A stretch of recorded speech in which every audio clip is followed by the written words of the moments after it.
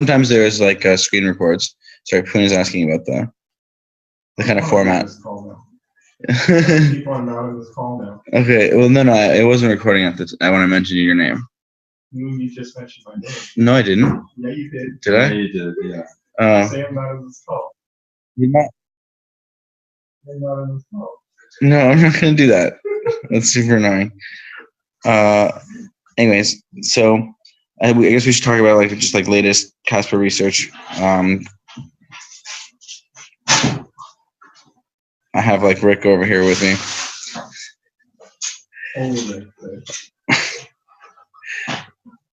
So, I've been working on the kind of process replication Casper, and kind of like trying to figure out how to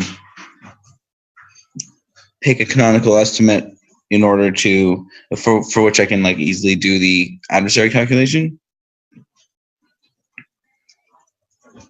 And you know, I've been making some progress. I'm not done, but you know, I've been like learning about like different voting systems and their kind of properties with respect to like, you know, monotonicity, independence of irrelevant alternatives,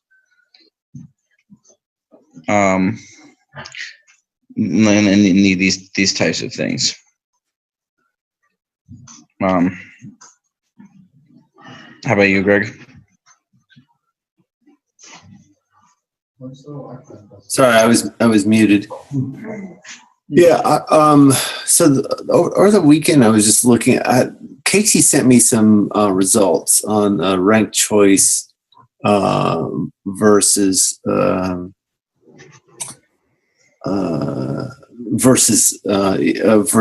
candidate selection, and that came out just a few years ago, and I was trying to find those to help with that process. But mainly, I've been focused on two things in the last week.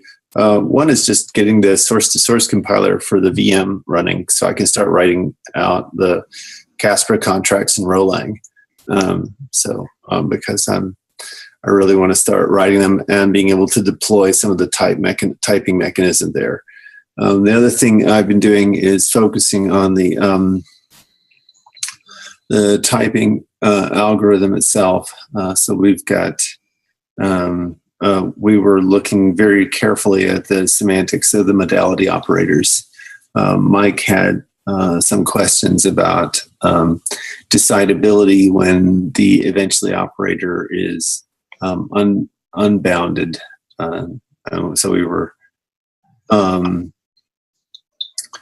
was kind of pointing out that that's why there's a benefit to the one-step modality versus the sort of the unbounded operator. For those people who don't know, let's see, where can I put this? I guess I can put this in hang on a second. Just grabbing that'll work. Maybe yes. Sorry, I'm just looking for. Okay, I guess I'll just get a new one.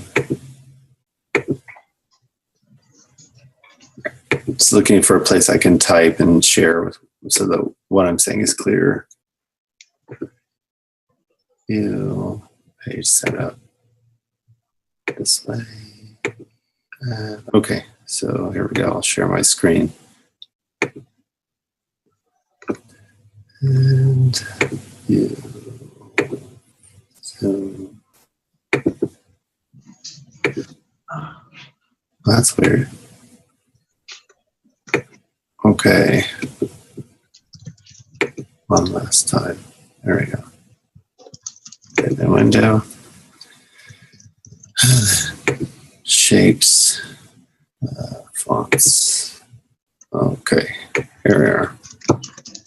So what I'm talking about is the difference between writing an operator like this.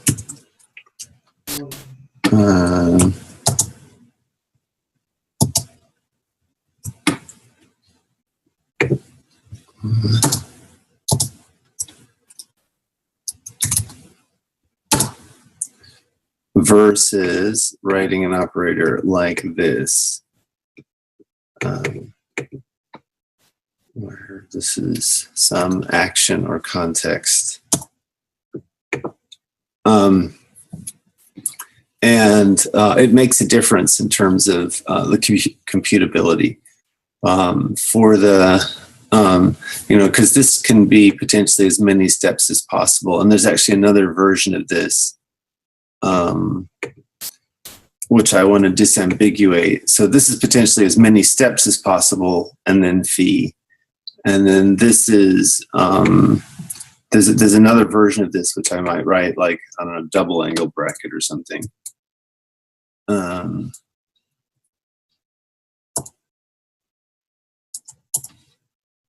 So we go, I don't know if this works. No, it doesn't work. Yeah, so that should be okay then. Enter, and then, which would be across the available actions. So here, so you can think of this as wide, and you can think of this as deep, and this is single step with a named action. So here, across the menu of actions, any action you take will get you to phi. This is however deep you go, you can, there's a path to phi, and this is, it's possible to do exactly the action A, and then phi holds. And this is important for the deadlock freedom kinds of stuff, which is also important for liveness considerations. So we have a nice characterization of deadlock freedom now.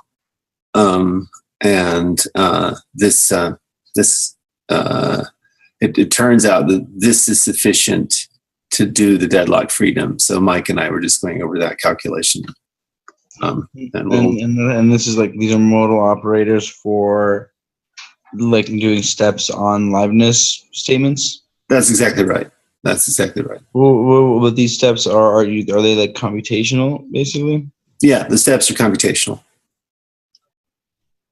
Yeah.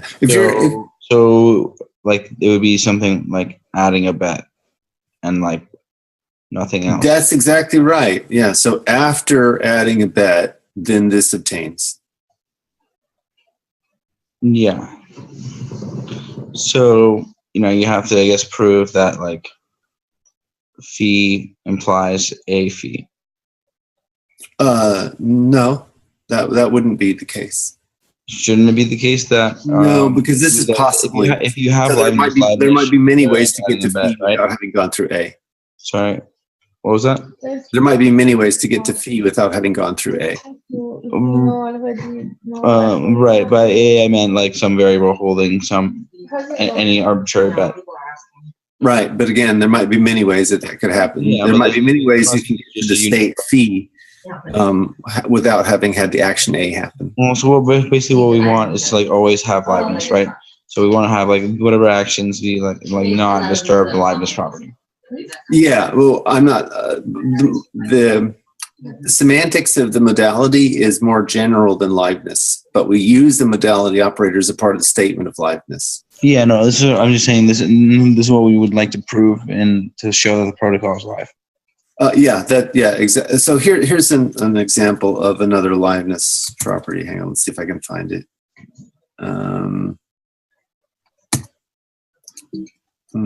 Oh yeah, right. I got the LaTeX operator on. There we go. Okay.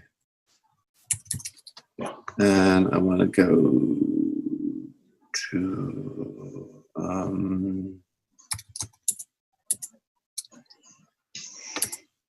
okay, so there's that, and then we'll go grab, and then modalix, and then we go here, and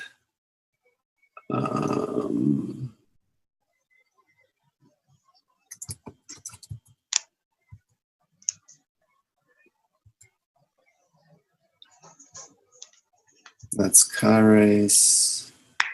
Here we go. All right.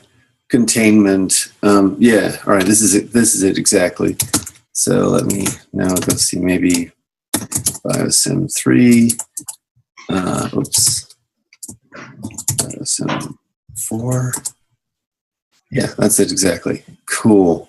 All right. So that means probably I can say open modelx.pdf. There we are. Yep. Okay. Good. There we are. All right. Cool. So here's an example of the kind of thing that I'm talking about. We have the arbitrary modality here, but it's really, you can turn it into a one-step modality with an existential quantifier. And that's what we were going through here. And essentially what this property does is it says relative to some namespace phi, you establish C.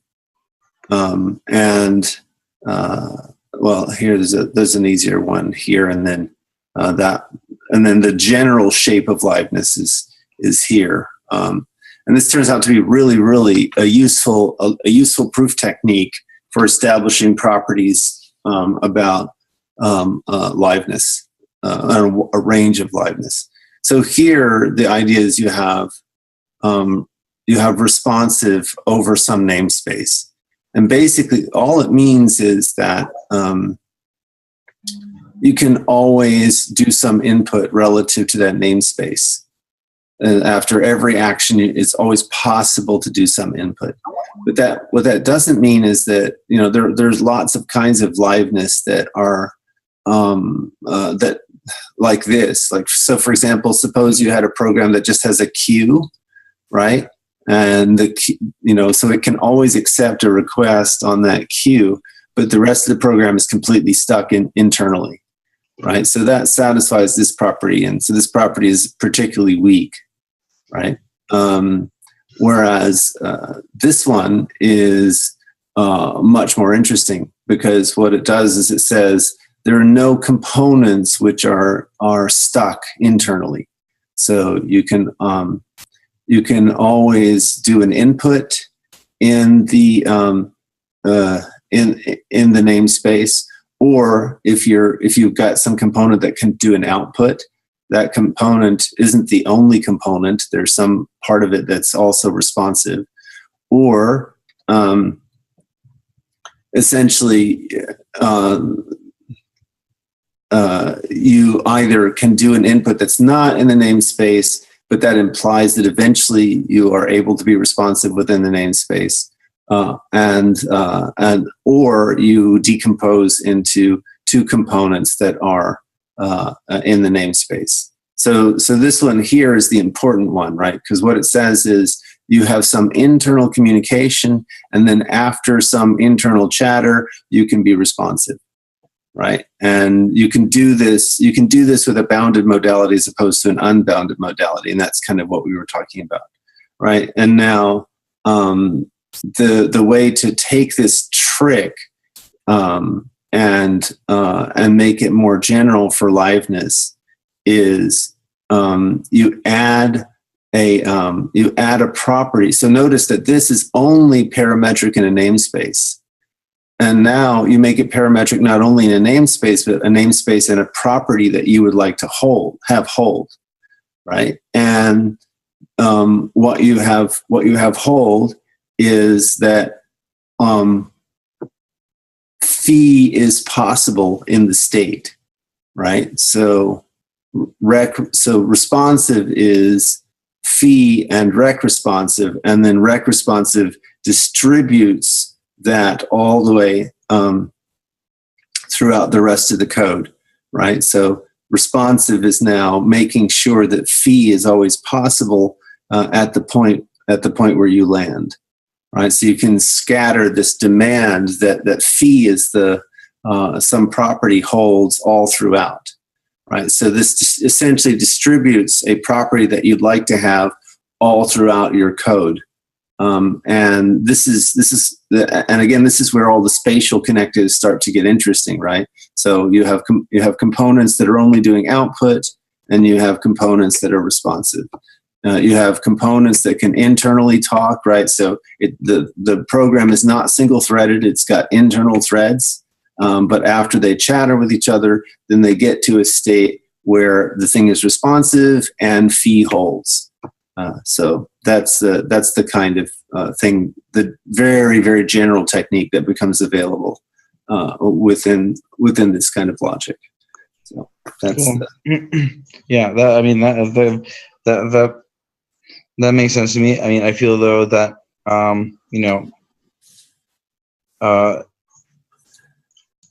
it's just some of the difficulties going to be in, just checking whether we have liveness in a particular view. Or I don't know, like induction rules. But this is just like the state. We could like state liveness properties like this. That's right. State and automatically check them. What do you mean? How can you? So basically, what you can do is break them down into smaller problems. So you need to solve the like bottom cases or something. So in general, the way the methodology works is these are actually types for Roland contracts. Mm-hmm. So if you write out your Roland contracts for Casper and you state your liveness properties in this shape, then the type checker will check these properties for the Casper contracts. That's kind of the whole point of this, is that we'll get automated proofs as a form of type checking for liveness and safety. Now, there will be some for which that's kind of the whole discussion here. Yeah. So then basically what I'm saying is we need to find like there's going to be like some implementation of the type that we're going to need to find. So there are going to be specific fees bridge we need to cross or something. Yeah, there'll be specific C's that are or these properties here that we're sprinkling all throughout that we want to have hold as this will be sort of where you put in whatever your specific liveness constraints are that you want to consider. Right. So that's the. But there's like the correct the correct by construction, like kind of like step those, like they have to like somehow derive a protocol that satisfies the type. Right. So essentially the proof. So what will happen is that the proof that your protocol does satisfy the type is exactly the Casper contracts that you're feeding in to be typed. Okay, so I understand how to verify the proof, but I don't understand how to like derive the liveness strategy. Right. So given a liveness strategy, I can give a proof of liveness. So essentially what I'm saying is that this comes down to proof of program extraction from proofs. So yeah, if you have, and that's the whole point of the semantics of the ladle algorithm. So if you have a proof of this formula, okay, then a proof of that formula corresponds precisely to a witness such that when you run it model checks against this formula. Yeah, so I totally hear that. And so to do that with the safety calculation, what I did was I assumed that there was a oracle that calculated this notion of safety that I had defined, and that you can like check through this worst case scenario type of computation, like lower bound thing. So I had like some definition of a protocol with an oracle, and then I like replaced the oracle with an implementation of that definition. Right. Exactly. That's the idea. But that part is the part that I'm unsure about for liveness. is like the hard. I think the hard might be the harder part. Oh So yeah, if I mean, have for sure. What at least in this particular case, what the difficulty is selecting these things. That's where the complexity is.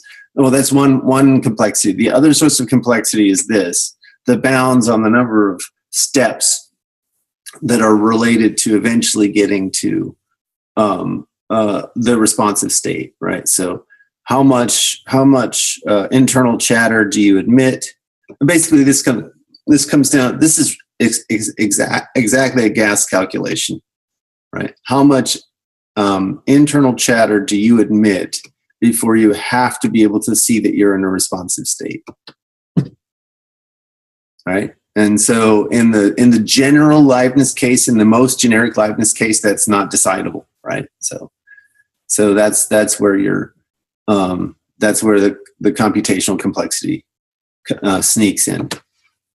So you have to be a lot more constrained in your liveness properties so that you can bound the internal chatter, and you have to be a lot more constrained about what kind of properties that you sprinkle throughout all the components. Yeah, I mean, I think that's an interesting way to put it. But I think it might be that even like there might be like ways for everyone to talk to, for like all the nodes to gossip with all the nodes, but for them not to come to consensus because of the because of like things didn't quite line up right for them to stop oscillating back and forth. Oh yeah, no, absolutely. And I guess there could still be internal chatter. Yes, that's correct. That's exactly what I was saying, is that you have to be very careful about, stating these things and what your bounds are here, right? So one of the simplest things is that you can exit out of this by putting a timeout as one of the events that you're looking for in the namespace fee, right? So, and that's a synchronicity assumption, right? That's and that is a way to break the asynchronous situation that would introduce an FLP impossibility.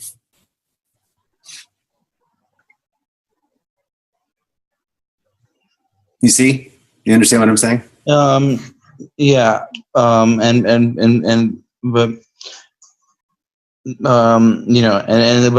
if I introduce something that's like, if I introduce something really strong, then the problem is super easy. And I haven't. No, of course, I'm not saying that. All I'm saying is that there are ways to, how do I say this?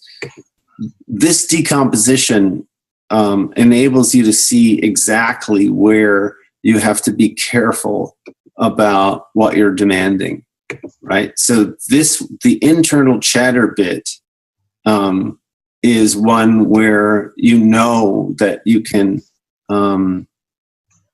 you have to be careful about the computational complexity, and you also know that you can break it by simply putting a timeout. And that's what almost every practical implementation of these kinds of things does. Whether you're trying to, right. Think about the practical implementation of a deadlock at a four-way stop, right? Someone just gets pissed off and goes. they run out of patience, and someone just goes, right? So that's in most cases, the practical solution for this kind of thing is the timeout. Now, if you don't want some kind of synchronicity assumption, then you're going to have to be a little bit more careful and more delicate about this. The reality is that in almost all practical implementations, that's what's going to happen, right? Yeah. So I totally feel that that's what's going to. We are going to end up having a timeout. But the question really is in terms of how the timeouts have to line up in order for consensus to happen. Yes, but if you have certain timeouts and you can have the timeouts represent certain synchronicity assumptions, which breaks certain some of the constraints or requirements for the establishment of FLP, right? Then you know that at least you don't have that pressure. You know that consensus isn't in that kind of. But then basically what we're doing is you start with the protocol, and then you define a synchronicity assumption as like the set of network conditions that have liveness, such that protocol has liveness. Yeah, that's one brain dead strategy. I'm not saying that that's the best strategy. It's not brain dead. It's nice and easy. It's not necessarily bad, right? It's not necessarily a bad start. Yeah, but it's just brute force, right? That's the. Yeah, and the other kind of the hope would be that we can start from asynchrony and like introduce like a weak assumption like fairness and then prove liveness, or find a strategy that achieves liveness in that thing, or somehow show that like the measure of all the strategies that don't have liveness is 0. That would be really tough, I think. Yeah, I think so too. But yeah, that's right. I mean, it'd be kind of interesting to make a measured theoretic argument. Yeah, I agree. And I think do measures exist on DAGs? And I wouldn't do it that way, right? Treat these as domains, and sure, okay, fine. And then use Abelot's results. So the line of reasoning that I would tackle if I were going in that direction would be Abramsky has a nice result. I sent you the paper last year. Abramsky has a nice result for this, but then you can that treats these as domains, but then you want to lift from the domain to something continuous. So you're basically looking at continuous domains, and then you can use Adelot's results on continuous domains. Wait. I can send you measures are like easier if you don't have continuous domains. Hang on, let me. Why don't we've gone deep? Why don't we give anyone else who wants a chance, and I'll go look at the results I was talking about. Okay. Hang on.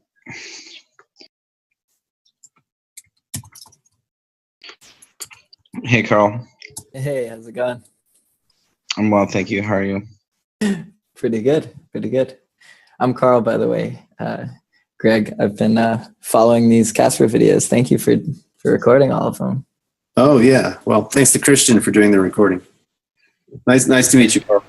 Very nice for you to join, Carl. Thanks.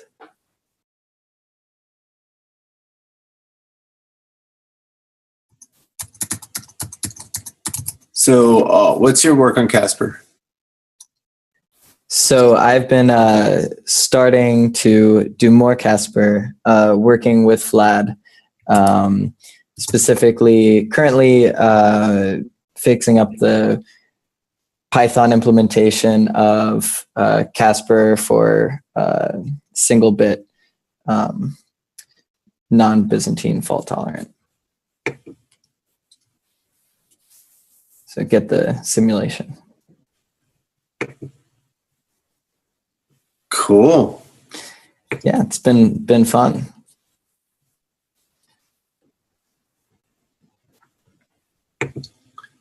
Carl also helped with the trying to help put together the more like in a presentable way the roadmap, as I kind of see it so far. Also appreciated. Yep. And eventually we'll help with stuff like liveness calculations and all this. Nice. That's very nice. Yeah. So one thing that kind of interesting, I had a conversation with Vitalik this week about his version of liveness that he calls non-stuck. And I'm not sure if it's equivalent to liveness or not, but basically he defines it in terms of the fact that Byzantine faults don't need to happen to achieve safety.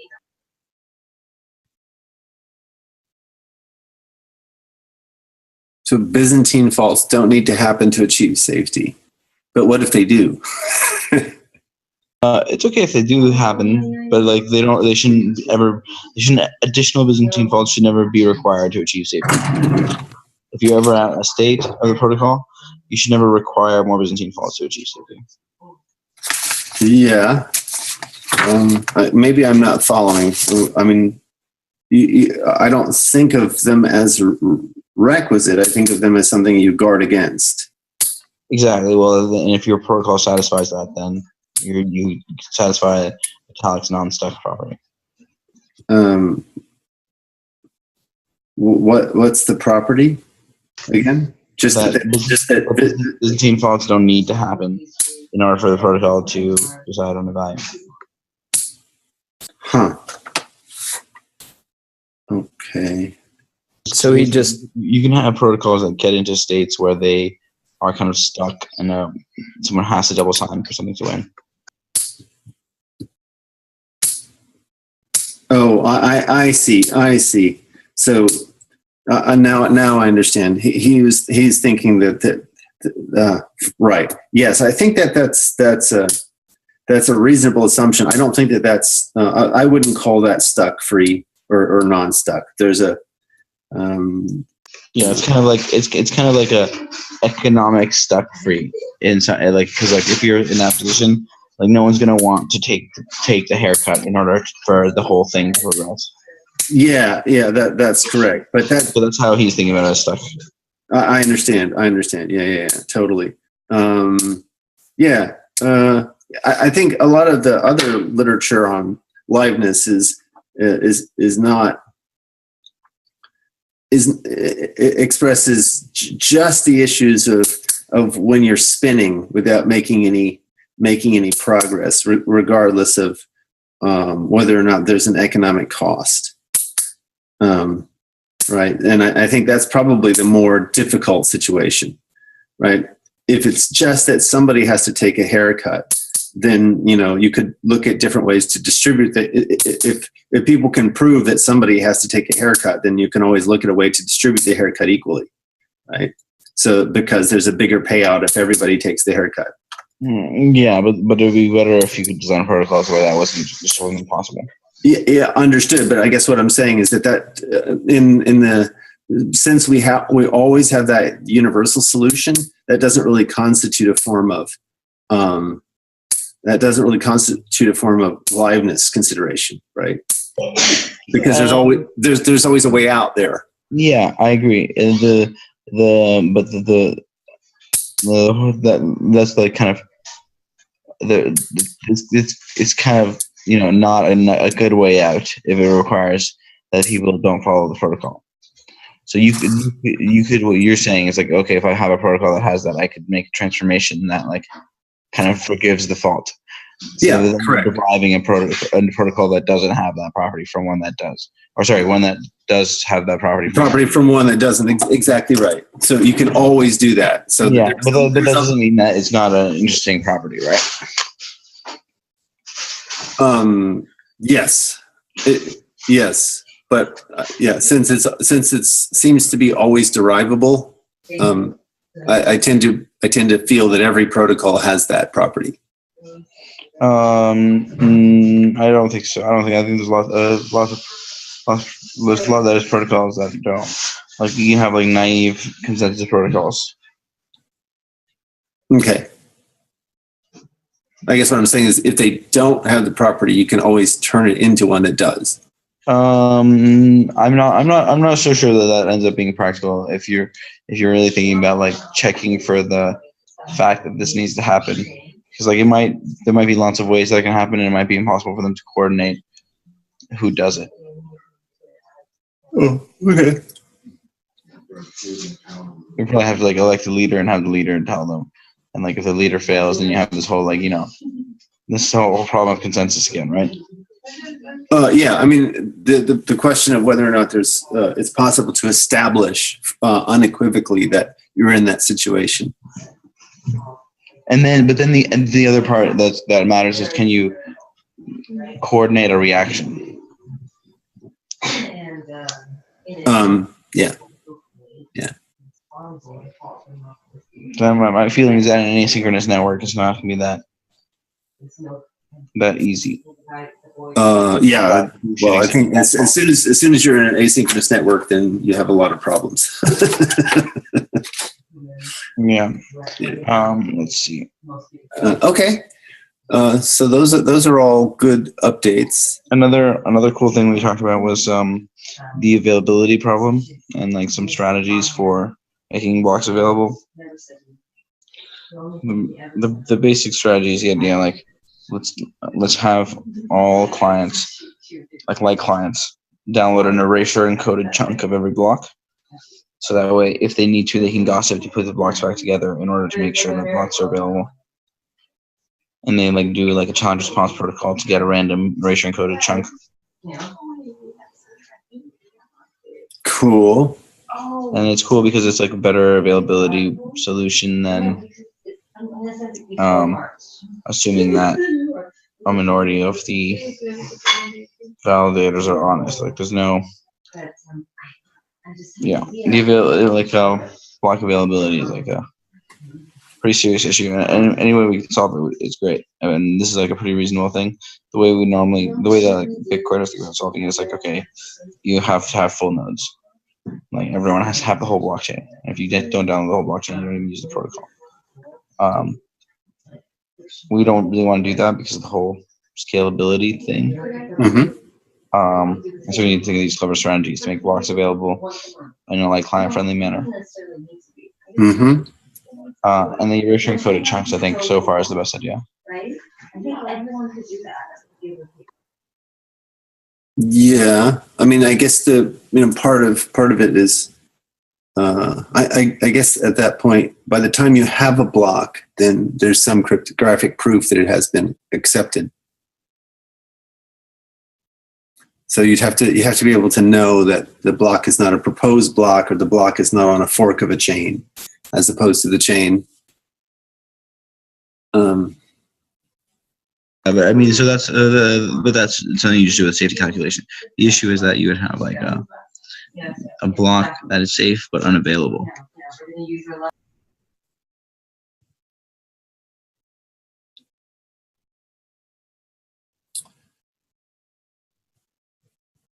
Yeah, but if you go the other way, suppose that you have an availability solution. The question is, does that open up a window of anti-security? Because you don't have the full chain, so you don't have full knowledge. So you don't have a way to verify that this is in fact safe relative to record of reference. The point is that you have some assurance that you can rebuild the record of reference. You can definitely always tell what's safe, because the erasure encoded chunks basically are only for light clients, and also the block headers and the safety calculation is the same, and you have to download all like the relevant block headers to do the safety calculation. So you have to go all the way back from the block to everything that goes into its safety calculation to the dawn of time. No, of course not. No way. No, definitely not. We never ever do that. Then how do you know that this isn't on a fork? You just like know who's bonded, and you know what you synchronize their consensus, right? But again, in order to know that you have a cryptographic proof that isn't a fork that's being supported by a cartel, you would have to go back in history. And where do you stop? No. I mean, you don't have to go back in history, right? Because like their clients who got that fork are going to gossip it, and then they like this like cartels thing will be exposed, right? The only way they can really get you is with an eclipse attack. I'm confused, right? I mean, the ability has there been equivocation is like the kind of question. Yeah. So, then there's been like all this evidence produced of the fact that this cartel is like being equivocating. Yeah, but you don't necessarily have that as a light client. Right. So the idea is that like light clients gossip with each other. Yeah. And the way they do it in like a light way is with erasure encoded chunks. and so they don't. So they kind of do like basically like a kind of lighter, more distributed workload than full clients would do. Well, I understand. I still don't see how this doesn't open up a security problem. I'm just not following, right? So I mean, the idea is that it is a security solution, because what we had before was like clients just not downloading the blocks at all, only downloading block headers. Okay, but they're downloading. Even from that, you can tell equivocation, right? They're downloading block headers for the full chain, right? Not. And now what I thought you were saying was you don't have to download the full chain. You can just you don't download the recent chain. You don't have to go to the dawn of time.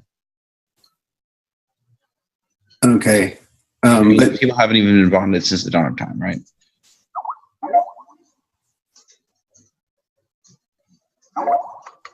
I'm still not. I'm sorry. Still not following. How does a client who's only sampling using erasure encoding? Oh no, they're not. They're not only sampling. They download one erasure encoding chunk for every block. Oh, they take a chunk from every block back to the dawn of time. Yeah.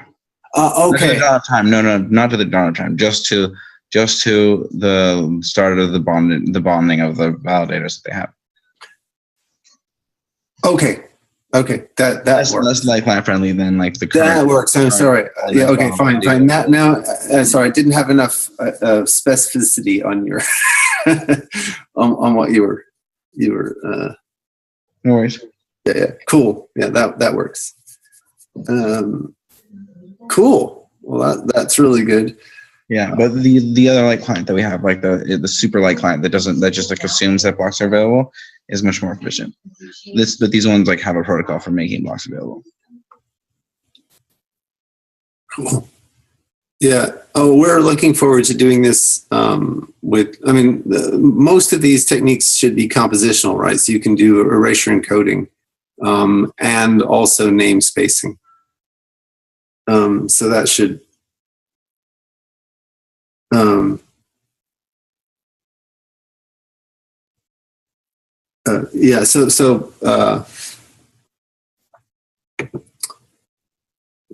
So that's another way to kind of combine the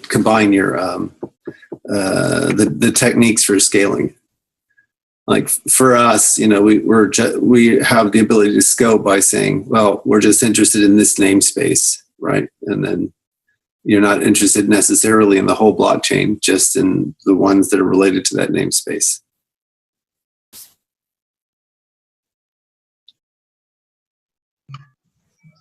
Yeah, I feel like I don't have a great understanding of like what you mean by namespace. Yep. Space of all views.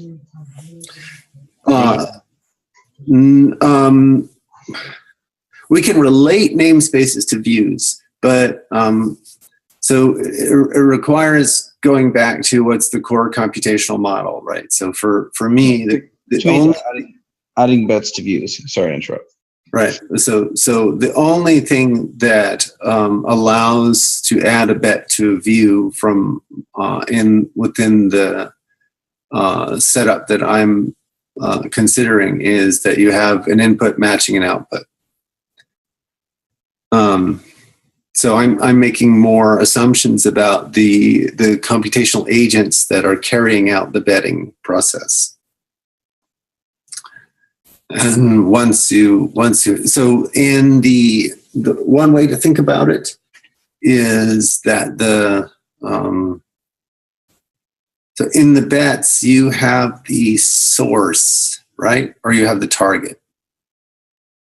And in your minimal setup, you have the target or the source? Source. Okay. Right. You don't have targets, right? So think of the target. So right now, your target is just an identifier.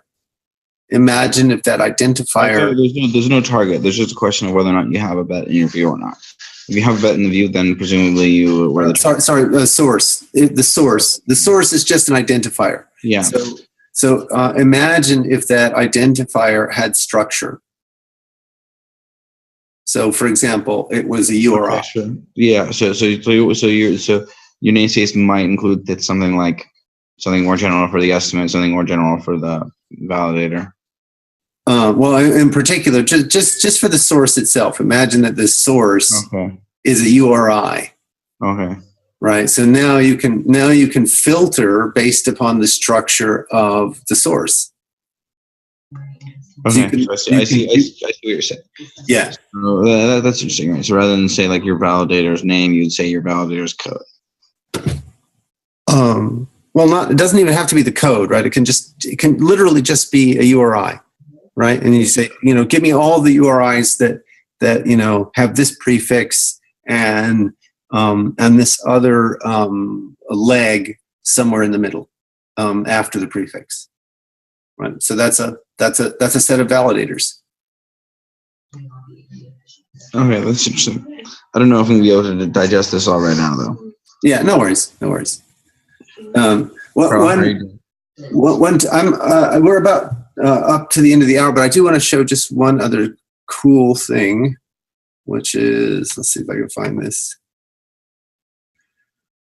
Wow. This is really, there we go. Okay.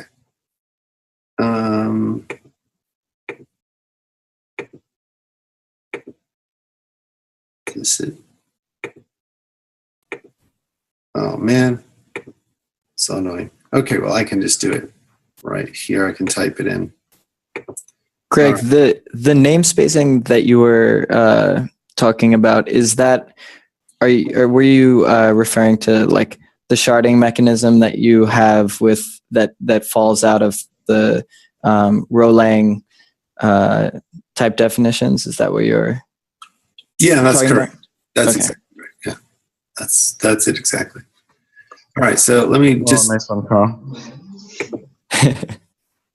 So if we go, hopefully that's big enough. So now I'll just do it. I've been going through all of the contracting semantics with Alex Bulkin. And that's what this is, but I'm just going to grab. There we go. That's good enough. Okay. So we now have this really nice gadget inside Rolang, which allows us to do fold operations. So we have sum, and it takes a, oh wow. My shift is not working. There we go. So you have seed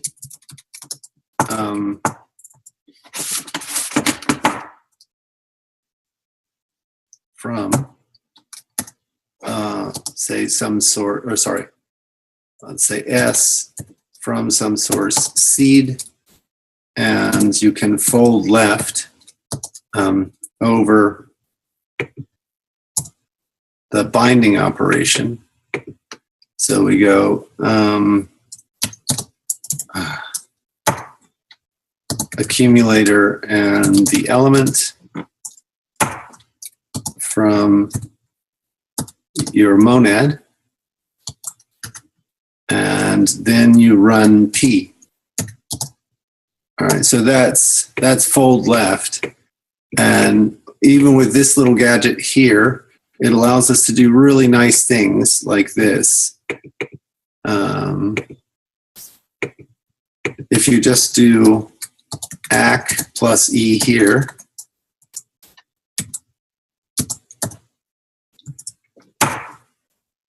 and then you run that in parallel. You run that in parallel with seed bang 0. So you output 0 on seed, and then on M you output, say, 1 through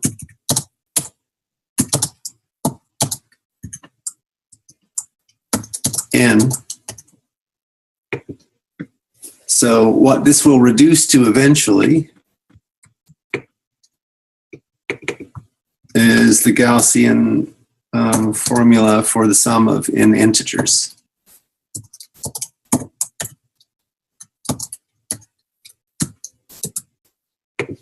So, and we need to.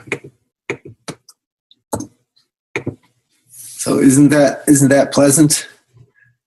And we also have a fold right gadget as well. So this allows us to, and of course, because addition is commutative, we don't care that these are all coming in non-deterministic order.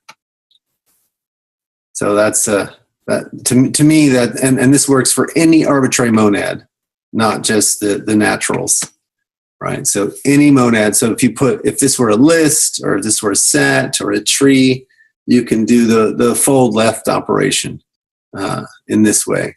But it also works with the parallelism. So that turns out to be exceedingly compact, right? Cool. Yeah, I like it. I don't know.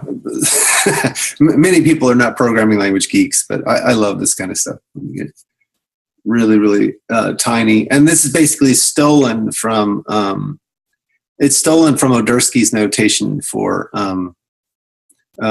fold in Scala, but set up so that we can use it with just a forward comprehension style. So we'll start to see this, in fact, as we look at the expression of Casper contracts. You'll need these kinds of gadgets, which is why this is relevant to the Casper conversation. All right. Well, do we have any other updates? No, I think we're good. Cool. Maybe I can touch base with you a little bit later in the week, but Okay, yeah, let's do that. Right. Yeah, this week I should be able to get a lot of work done. Sweet. Hey, Greg. All right, guys. Greg, can you stay on for like 2 seconds after we hang up here?